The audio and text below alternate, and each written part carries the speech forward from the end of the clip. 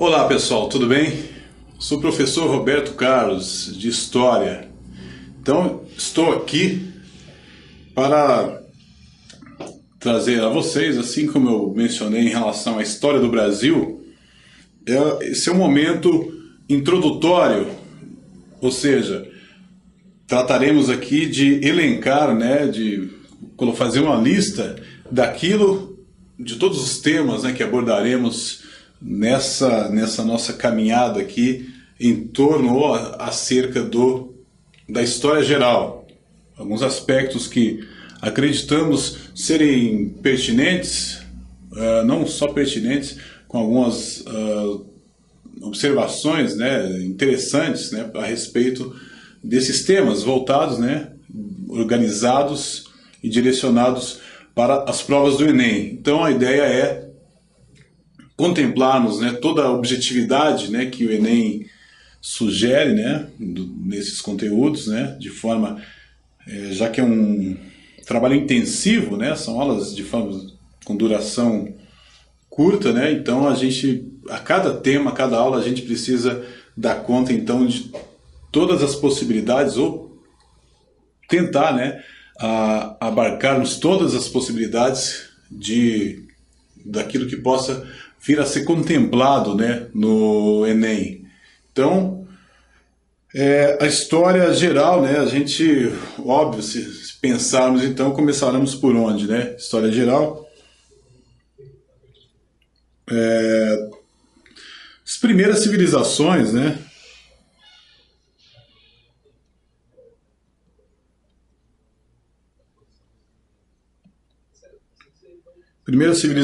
lembrando, pessoal, que assim como na história do Brasil, nós obedeceremos a uma ordem cronológica. Claro que por vezes os temas se entrelaçarão, tem aquela interdependência, interrelação entre alguns temas, mas buscamos então introduzir essa ordem cronológica nas nossas aulas, Assim, quando a gente começa com as primeiras civilizações, não ignoramos os aspectos anteriores. Então, é só uma questão de ponto de partida, para entender os temas mais presentes nessas provas do Enem. Bem, as primeiras civilizações, todo mundo tem na memória a ideia da Mesopotâmia, dos povos que conquistaram a Mesopotâmia, sumérios, assírios, lembram-se daquilo? Então, abordaremos isso, para a gente entender como começa a ser interpretada a questão da dispersão dos povos, da conquista de territórios. Lembrando que essa conquista de território é um tema sempre marcante ao longo da história. Por quê? Porque ele nos remete às guerras, disputas territoriais, apesar de... Não vou aprofundar muito nessa questão aqui territorial, já que é de competência da geografia, mas para a gente entender que essa disputa por território, historicamente, sempre culminou, ou por várias vezes, culminou em conflitos, em guerras, beleza? Traremos também, como não poderia deixar de ser, a civilização grega. A civilização grega, todas as suas características tão importantes, que ofereceram um legado enorme para a humanidade. As guerras também, um momento, civilização marcada por conquista, por povos que se notabilizaram, por personagens que se notabilizaram, e até ganharam uma importância, ganharam um espaço na literatura, no cinema principalmente. A gente pode até, vocês, a partir dos nomes que a gente vai trazer aqui, vocês lembrarão de alguns filmes possivelmente, mas o nosso foco então é trazer todos os aspectos de forma geral da civilização grega, desde a sua formação, aspectos sociais, a democracia, enfim. Aí a gente estabelece uma conexão já com a primeira aula, com o passado e com as aulas futuras. Então, 2 aulas dedicaremos à civilização grega, para compreendermos então como se constituiu essa civilização que é tão lembrada, né, todo tipo de literatura, né? Só um momento que preciso hidratar logo de cara.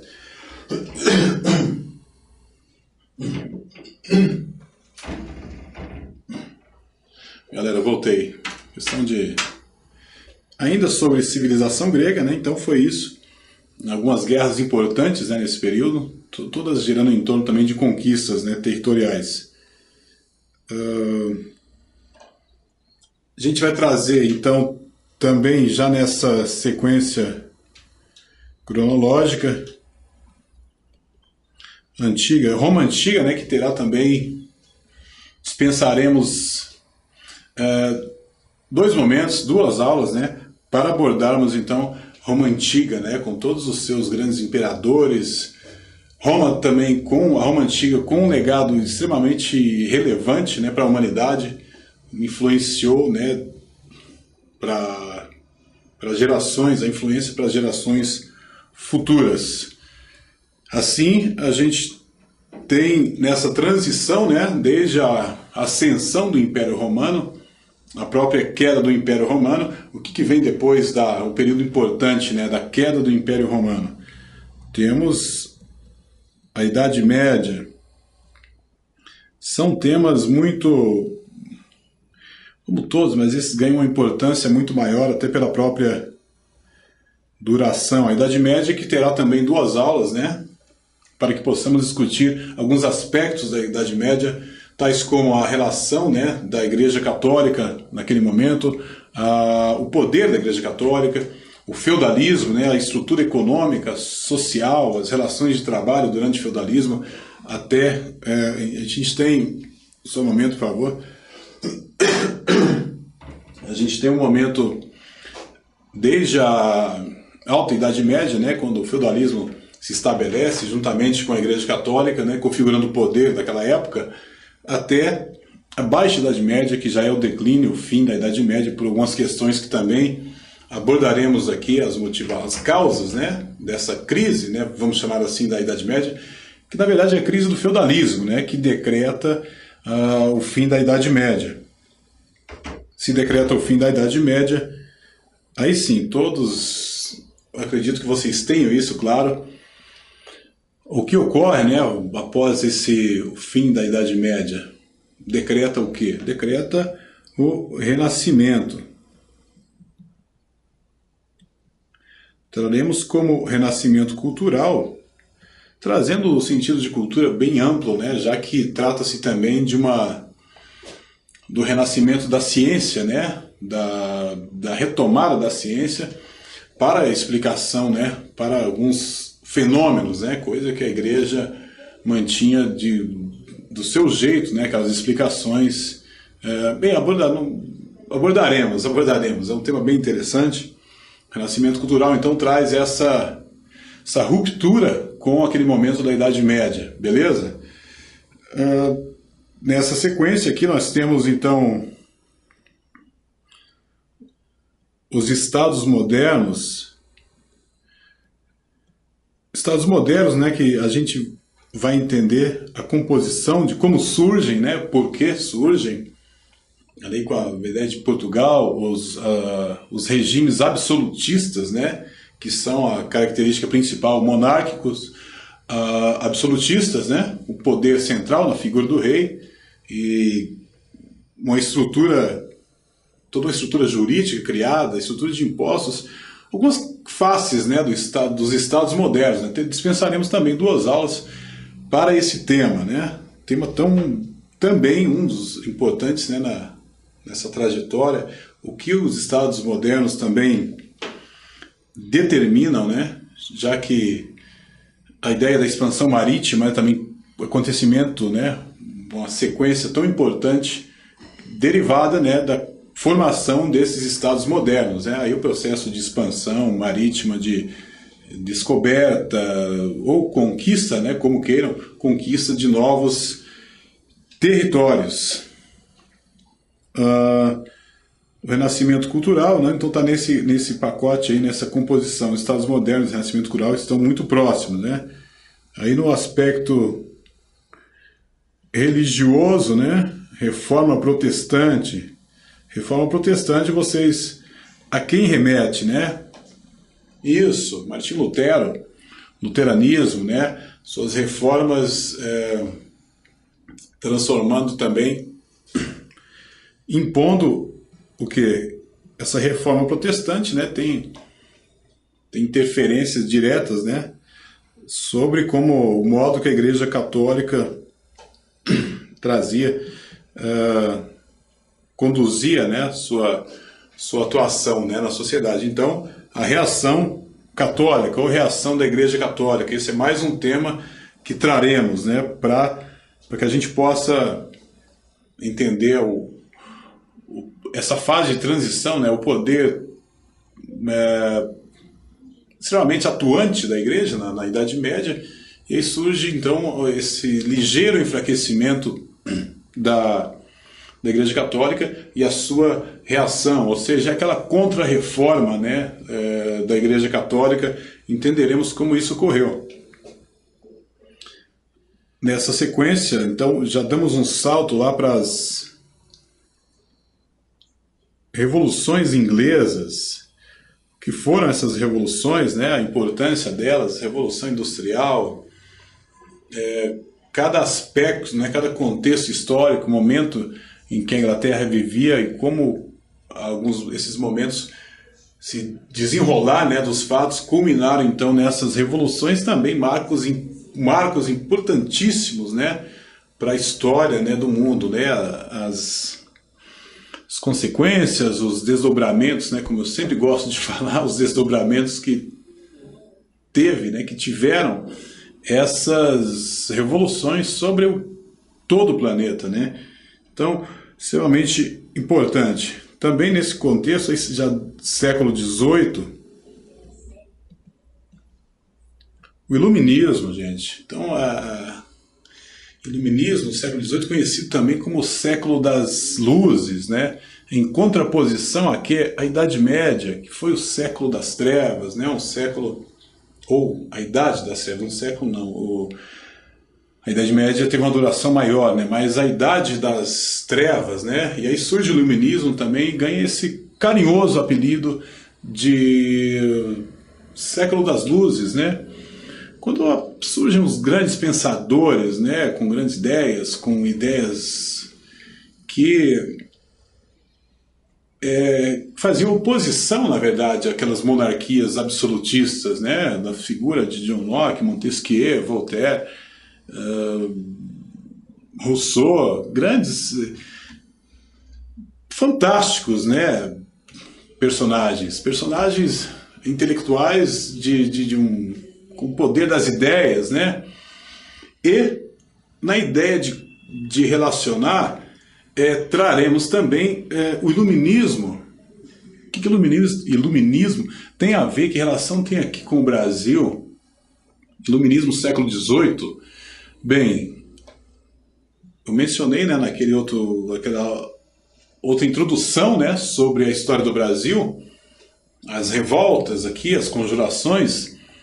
A gente tem muito, né, das ideias, dos ideais iluministas sobre a história do Brasil, né, sobre aqueles movimentos aqui, sobre aquelas revoltas, conjurações, Inconfidência.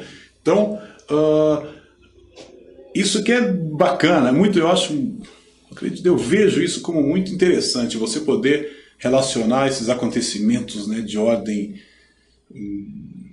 histórica em outro continente, como isso respinga, como isso chega, como isso incide, recai sobre o nosso país, como isso recaiu, veio aqui, inspirou, né, alguns movimentos. Isso é fantástico, né? E, por que não dizer, Revolução Francesa, também um momento dos mais emblemáticos, né? Revolução Francesa, ela também é um momento que acaba trazendo as suas... inspirando, né? Inspirando aqui algumas revoltas aqui. Vamos entender todo o contexto dessa Revolução Francesa, São assuntos apaixonantes, diria eu, assim como a própria história do Brasil, mas essa história, né, desses aspectos, né, acontecimentos da história geral, sabe, nos trazem sempre um novo fôlego a cada aula para a gente, quando a gente vai abordar esses temas aí. Teremos então nessa sequência a era napoleônica. Napoleão também figura importantíssima, né, também na própria história da França, né, as guerras napoleônicas, a era napoleônica. Teremos também, olha só, a influência, vejam só vocês, a relação que estabeleceremos, né, entre Napoleão e a nossa própria história aqui, né, a ideia do bloqueio continental. Falaremos sobre isso, obviamente, né, pressão de Napoleão sobre Portugal invadido ou não por Napoleão, impôs algumas condições, né, ou vocês rompem relações com a Inglaterra, ou nós invadiremos vocês. Isso, qual foi a decisão de Portugal? Sim, Portugal cedeu aqui, não cedeu à pressão pelo menos foi afetado, né, pela pressão de Napoleão. A família real deixa então Portugal com a ajuda da Inglaterra, né, e Napoleão invade Portugal. Olha só a relação, né, com o Brasil. Então a família real vem para onde? Vem para cá, vem para o Brasil. O que mais? Movimentos operários também inspiradores, né? Inspiradores para a classe operária, né? Isso teve um desdobramento de ordem mundial também absurdo, fantástico, né? Se a gente pensar, né, a ideia do povo assumindo, né, dos trabalhadores assumindo momentaneamente o poder, né, na França, Comuna de Paris, aquela coisa toda. Então, esse momento é impossível, né, não conectarmos. Se a gente pegar aqui a história geral, né, sempre vai trazer o aspecto, né, de como ela chega ao Brasil, né, de como ela acaba transformando, inspirando, ou seja, né, tem sempre suas consequências mundo afora, e pelo menos no nosso caso aqui não foi diferente. Neocolonialismo, ou seja, neocolonialismo da África, neocolonialismo da Ásia, assim entenderemos como a gente caminha esse processo de partilha da África, né, de disputa por território, como isso vem culminar em quê? Vem culminar na Primeira Guerra Mundial. Preciso apagar alguns slides aqui. Apagar alguns rabiscos, na verdade. Então, neocolonialismo na África, na Ásia, mas principalmente na África, vai gerando disputas, entre outros fatores. Esse é um fator interessante, importante. A ausência da Alemanha e da Itália, né, nessa partilha aí da África, nessa divisão da África a fins de exploração. Que relação tem isso com a Primeira Guerra, né? Abordaremos também a Primeira Guerra Mundial. Assunto também, né, dos mais... É sempre interessante, né, do ponto de vista de análise histórica, não do ponto de vista mórbido, né? Claro que a guerra é um momento condenável, né? Todas as guerras são condenáveis, né, pelo que elas trazem, né, de baixas, de mortes, mas enfim, a gente precisa, a história está na história, a gente precisa então realizar nossas análises, né, e entendermos, né, o processo, né, de como elas aconteceram. Momento também importantíssimo na história. Revolução Russa, Lenin, Stalin, formação da União Soviética, bolcheviques, mencheviques. Então esse assunto também é fascinante, né? Um dos momentos, surgimento, né, formação da União das Repúblicas Socialistas Soviéticas. Que desdobramentos isso teria para o futuro, né? Transformação gradual, né, da União Soviética em uma superpotência. crise, essa sim também por falar em consequências, crise de 1929, né? Aquela crise relacionada à Bolsa de Valores, né? Que consequências isso teve, entre outros, né? Para o mundo afora, mas para o Brasil aqui, a relação da crise de 29 com a produção do café no país, já a partir do processo de industrialização, tranquilamente conectável, né? Então, falaremos sobre isso também. Que vem a seguir, fascismo. Fascismo fascinante deixa a gente ignorante fascinada, né? Como diria Humberto Gessinger. O fascismo europeu, trago aqui o fascismo europeu para a gente entender, então, o fascismo começa, né, ali com as ideias de Mussolini, né? Mussolini, talvez o grande símbolo do fascismo, né? Vamos entender o que foi esse regime fascista, né? Autoritário de Mussolini e como ele alcança a Alemanha. Ele chega na Alemanha com Hitler, né? E é transformado já de um fascismo para um nazismo. Então entenderemos principalmente essa abordagem do fascismo relacionada à Itália, à figura de Mussolini. E, como eu disse, né, se eu falei do fascismo que chega ao nazismo, ganha outra dimensão, né, na figura de Hitler. Teremos também a Segunda Guerra Mundial. Outro momento também importantíssimo, não sei se dá para chamar de um divisor de águas, pelo menos foi a última guerra, grande guerra, né? Guerra Mundial, pelo menos que se tem notícia, né? Aí temos outros conflitos aí mundo afora, mas Segunda Guerra Mundial é importante, é um momento de transição, né? Que aí estabelece-se, né, aquela guerra mais, talvez a guerra mais duradoura, né, da história, que é a Guerra Fria, né? Pós Segunda Guerra Mundial. Guerra Fria, né, como todos sabemos, né, não foi exatamente uma guerra travada nos polos, né, nem no Ártico, nem no Antártico. Era uma piada sem graça essa, na verdade, né? Mas alguns alunos sempre aparecem com essa, né? Você fala sobre Guerra Fria, ela foi travada no gelo. Não foi travada no gelo de forma alguma. A Guerra Fria foi uma guerra, né? Eu lembro que eu mencionei sobre a Revolução Russa, surge a União Soviética, né? E aí que vem se tornando também no pós-guerra ali uma superpotência, né? E divide o mundo, né? Um mundo polarizado entre Estados Unidos e União Soviética, né? Aquela guerra ideológica pela imposição e implantação dos seus sistemas políticos.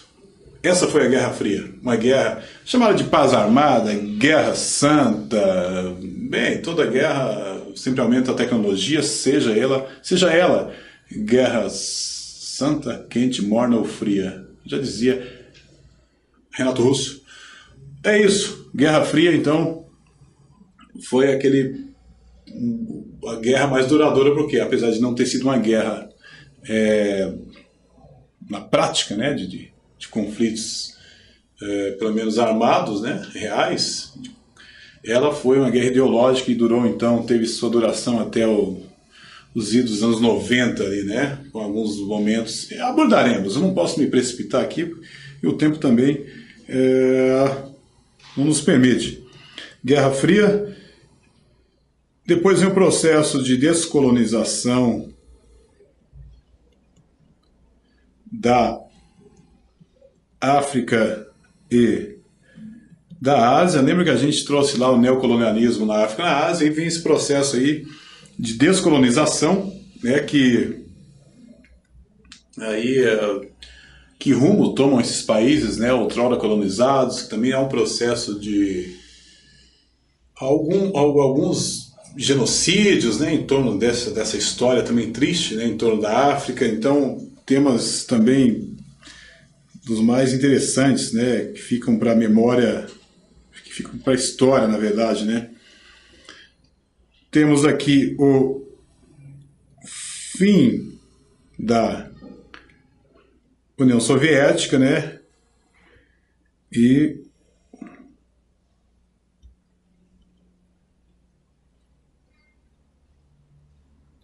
fim da União Soviética, essa é mais uma aula, fim da União Soviética e o mundo pós-Guerra Fria. Fim da União Soviética, então, ela determina o fim da Guerra Fria, né? Que com a dissolução da União dos países, né? Da União das Repúblicas Socialistas, né? Alguns países se tornam independentes, né? E aí, juntamente com a queda, não, a derrubada do Muro de Berlim, simboliza, né? O fim da Guerra Fria, período também dos mais marcantes, né, o fim da União Soviética. E aí, uma análise breve, né, sobre como ficou o mundo pós essa Guerra Fria, né. E, por último, mas não menos importante, nós temos o tema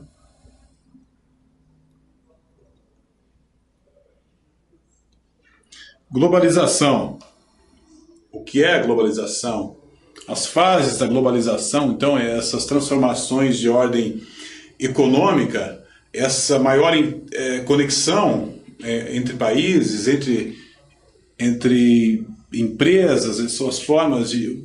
Ela ganha um contorno muito, muito geral. Então, entenderemos essas fases da globalização.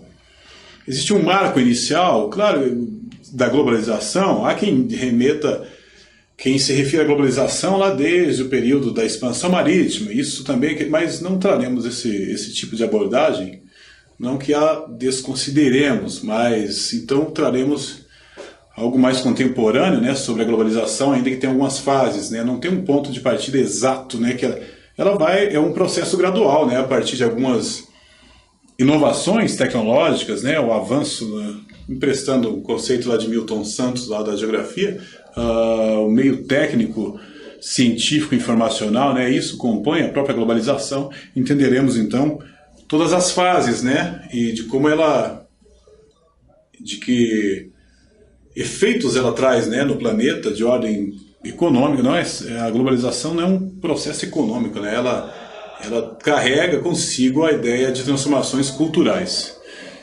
Gente, é isso. Como eu disse, meu nome é Roberto Carlos, isso, o próprio Roberto Carlos, e terei de suportar algumas piadinhas, né, a respeito.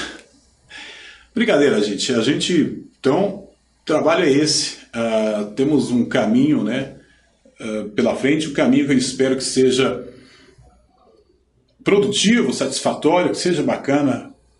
Para mim vai ser muito bacana estar discutindo isso, trazendo isso para vocês, né? Todos esses temas aí, e que eu possa contribuir, que a gente possa contribuir com vocês, né? Para aquilo que vocês almejam, né? Que sempre passa nessas provas, Enem, vestibular, etc. Né? Nesse caso, estamos voltando para o Enem aí, direcionando, mas claro que a ideia é que isso possa então atingir a ideia aqui é o conhecimento, né? O conhecimento não tem preço, né?